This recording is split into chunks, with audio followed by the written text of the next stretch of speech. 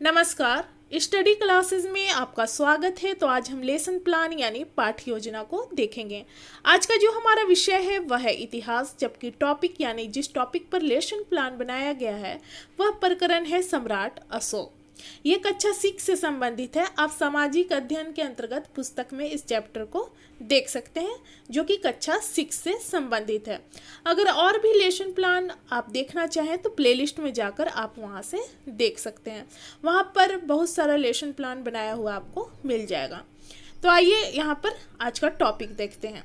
Lesson plan आप जब भी बनाना स्टार्ट करें तो अपने रजिस्टर के लेफ्ट पेज से स्टार्ट करें। सबसे पहले लिखते हैं विद्यालय का नाम, जिस विद्यालय में आपको पढ़ाने के लिए जाना है। फिर अपना नाम लिखेंगे, फिर आपका रोल नंबर क्या है। विषय हो जाएगा यहाँ पर इतिहास, और जिस टॉपिक पर लेसन प्लान बनाया गया है यानी जो प्रकरण पर लेसन प्लान बनाया गया है उस टॉपिक को यहाँ पर लिखेंगे। तो यहाँ पर है हमारा सम्राट अशोक। किस क्लास के लिए है तो 6 क्लास के लिए।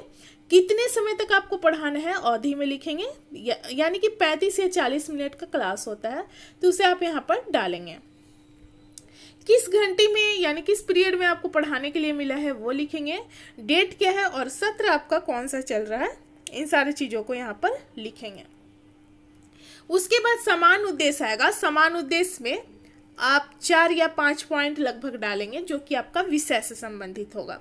विषय है हमारे यहाँ पर इतिहास, और समान उद्देश्य के बाद विशिष्ट उद्देश्य आता है, यानी कि जो प्रकरण आप लिए हैं, जिस टॉपिक को लिए हैं लेसन प्लान के लिए, उस टॉपिक के बारे में उसका उद्देश्य क्या है वो विशिष्ट उद्देश्य में उस पॉइंट को लिखते हैं। समान उद्देश्य में देखेंगे कि छात्रों में इतिहास विषय के प्रति रुचि उत्पन्न करना। दूसरा, छात्रों में ऐतिहासिक दृष्टिकोण का विकास करना। तीसरा, छात्रों में सामाजिक व्यक्तित्व का विकास करना। चौथा, छात्रों में कल्पना व चिंतन शक्ति का विकास करना। और 5वां हो जाएगा छात्रों को मानव समाज के विकास से अवगत कराना। उसके बाद विशिष्ट उद्देश्य में हम 5 पॉइंट देखेंगे जो कि हमारा प्रकरण से संबंधित होता है। तो पहला नंबर यहाँ पर लिखेंगे छात्र इतिहास की शासन व्यवस्था के विषय में जान सकेंगे। दूसरा हो जाएगा छात्र सम्राट अशोक के विषय में जान व समझ सकेंगे। तीसरा नंबर हो जाएगा छात्र जो है सम्राट अशोक से संबंधित प्राचीन गणराज्य व राज्य के बारे में जान सकेंगे। चौथा पॉइंट में लिखेंगे छात्र सम्राट अशोक से संबंधित विषय को चार्ट पेपर द्वारा प्रदर्शित करने का कौशल विकसित कर सकेंगे। जबकि 5वां पॉइंट हो जाएगा यहाँ पर छात्रों में सम्राट अशोक से संबंधित पत्र पत्रिकाओं को पढ़ने की रुचि विकसित हो सकेगी। उसके बाद हम राइट पेज में आएंगे।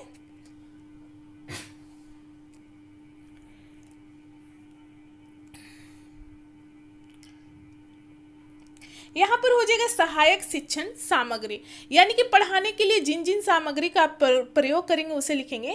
चौक, डस्टर, चार्ट, पॉइंटर, श्यामपट्ट और अन्य शिक्षण सहायक सामग्री। किस विधि का प्रयोग करेंगे तो व्याख्यान एवं प्रश्नोत्तर विधि। पूर्व विज्ञान में हो जाएगा छात्र जो है सम्राट अशोक के बारे में सामान्य जानकारी रखते हैं। वर्ग व्यवस्था में हो जाएगा छात्र अध्यापक या अध्यापिका अपनी सुविधा के अनुसार वर्ग को व्यवस्थित करेंगे। उसके बाद प्रस्तावना का पॉइंट आता है जिसमें 2 कॉलम बनाते हैं।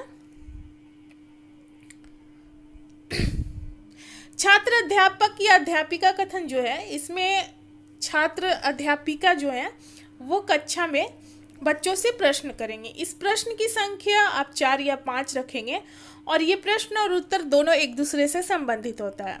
जैसे कि यहाँ पर जो उत्तर आता है उसी से अगला प्रश्न का निर्माण किया जाता है, और लास्ट प्रश्न में हमारा टॉपिक निकल कर आना चाहिए जिस टॉपिक को हमें पढ़ाना है। तो यहाँ पर छात्र अध्यापिका जो है बच्चों से प्रश्न करती हैं। पहला नंबर जो है प्राचीन राजतंत्र शासन व्यवस्था में शासक कौन होता था, तो छात्रों के द्वारा उत्तर आता है राजा। दूसरा प्रश्न है राजा का क्या कार्य होता था, तो यहाँ पर उत्तर जो है बच्चों के द्वारा जो उत्तर आता है वह है राज की शासन व्यवस्था को बनाए रखना। उसके बाद हम यहाँ पर देखेंगे तीसरा प्रश्न, शासन व्यवस्था को बनाए रखने के लिए कैसा शासक की जरूरत होती है, तो छात्रों के द्वारा उत्तर आता है योग्य एवं कर्मठ शासक की। चौथा प्रश्न देखेंगे, योग व कर्मठ शासक के रूप में सम्राट अशोक ने अपना किस तरह योगदान दिया था। तो यहाँ पर छात्र उत्तर नहीं दे पाते हैं, इसलिए यहाँ पर हो जाता है समस्यात्मक लिखेंगे। और यहाँ पर देख सकते हैं कि हमारा टॉपिक निकल कर आ गया, जिस टॉपिक को हमें पढ़ाना है।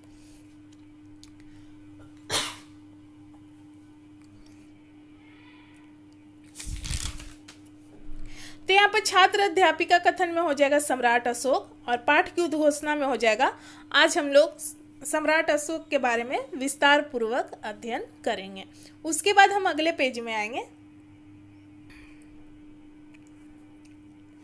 इसमें दोनों साइड का पेज यूज हम करेंगे।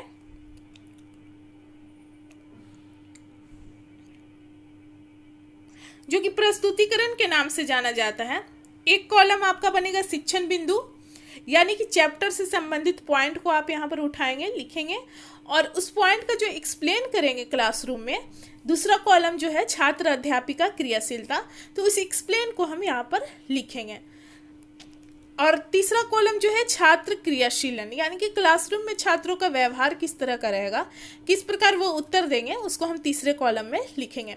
श्याम पटकार, यानी कि आप ब्लैक बोर्ड जो यूज करेंगे पढ़ाने के लिए, तो जिस तरह से बच्चों को समझाने के लिए आप ब्लैक बोर्ड में लिखते हैं, उसी तरह से इस कॉलम में लिखेंगे। यहाँ पर ब्लैक चार्ट पेपर आप यूज करेंगे और इस तरह से आप सजाकर लिखेंगे, जैसे कि ब्लैक बोर्ड में आप लिखते हैं। तो छात्र अध्यापिका जो है सबसे पहले बच्चों को सम्राट अशोक के बारे में बताएंगी। तो यहाँ पर हो जाएगा छात्र अध्यापिका क्रियाशीलता में कि सम्राट अशोक का जन्म 304 ईस्वी पूर्व बिहार के पाटलिपुत्र में हुआ था।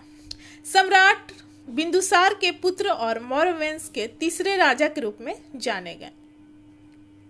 सम्राट अशोक जो थे वो बिंदुसार के पुत्र और मौर्य वंश के तीसरे राजा के रूप में जाने गए। सम्राट अशोक एक महान शासक थे तथा साथ ही साथ अर्थशास्त्र और गणित के महान ज्ञाता थे।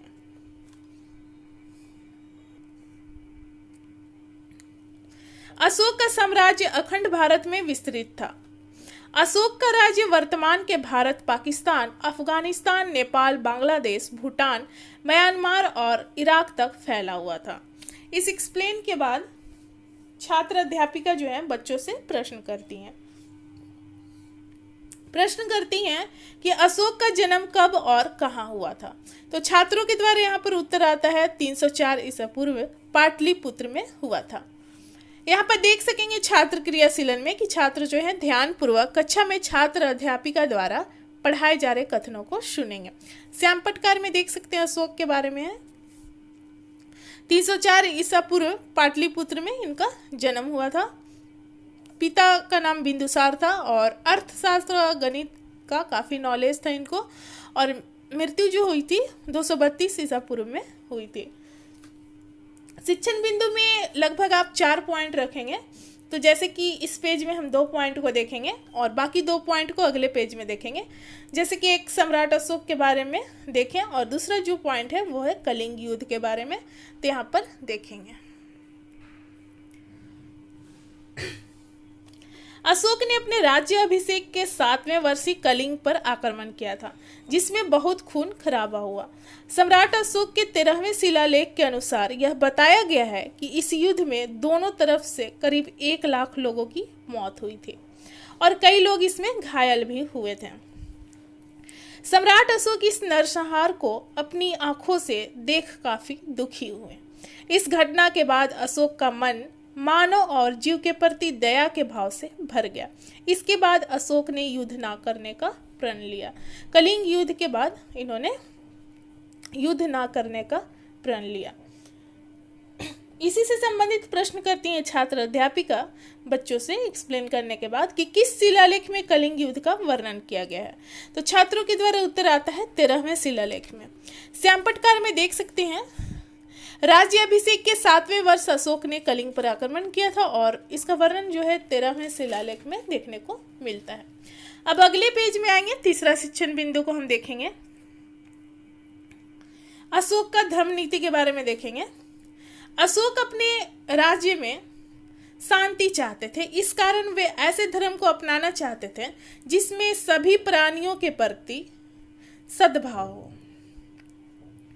उन्होंने बौद्ध धर्म को अपनाया।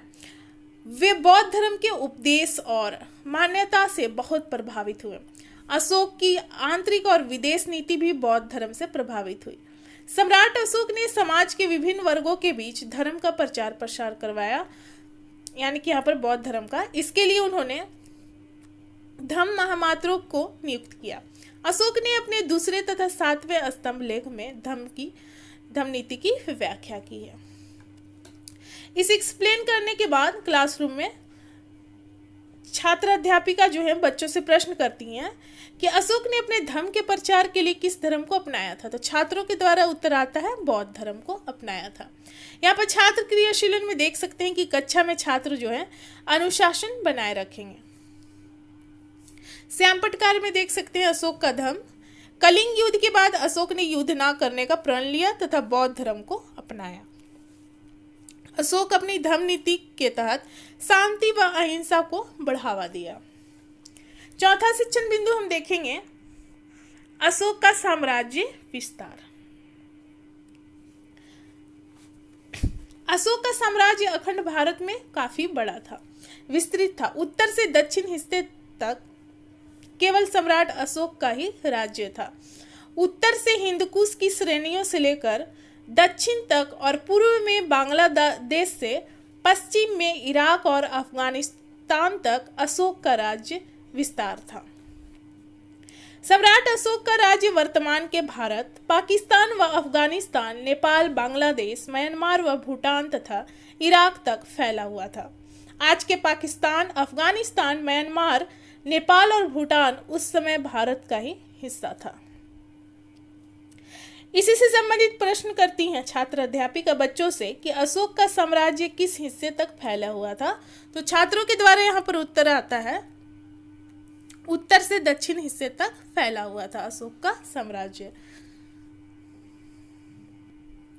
यहाँ पर श्यामपटकार में देख सकते हैं अशोक का साम्राज्य विस्तार जो है उत्तर से दक्षिण हिस्से तक फैला हुआ था और पाकिस्तान, अफगानिस्तान, म्यांमार, नेपाल व भूटान उस समय सारा जो हिस्सा था भारत के अंतर्गत ही ये सारा शामिल था हिस्सा। अब उसके बाद हम अगले पेज में आएंगे, मूल्यांकन करेंगे, यानी कि प्रस्तुतिकरण का टॉपिक जो समाप्त होता है उसके बाद हम मूल्यांकन करते हैं, यानी कि जो चीज़ आप बच्चे को पढ़ाएं उसी से संबंधित क्लासरूम में उनसे प्रश्न करेंगे और बच्चे उत्तर देंगे। इस आधार पर यह पता लगा सकते हैं कि जिस टॉपिक को हमने पढ़ाया है वो बच्चे को अच्छे तरीके से समझ में आई है या नहीं।